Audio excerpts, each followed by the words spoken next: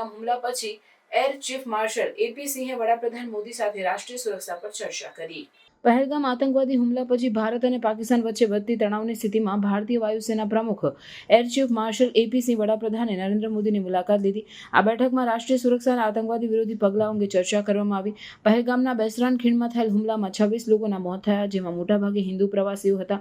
આ હુમલાને ભારતે પાકિસ્તાન આધારિત આતંકવાદી સંગઠન લશ્કરે તોયબાના ફ્રન્ટ કાશ્મીર રેઝિસ્ટન્સ દ્વારા કરાયેલો ગણાવ્યો છે। આ હુમલાની જવાબદારીના ભાગરૂપે ભારતે પાકિસ્તાન સાથેના ઇન્ડસ વોટર ટ્રીટીને સ્થગિત કરી દીધી છે। આ કરાર જે બંને દેશો વચ્ચે પાણી વહેંચણી માટેનો મહત્વપૂર્ણ કરાર છે, ભારતે પાકિસ્તાનના આતંકવાદને ટેકો આપવાનો આરોપ લગાવતા સ્થગિત કર્યો છે।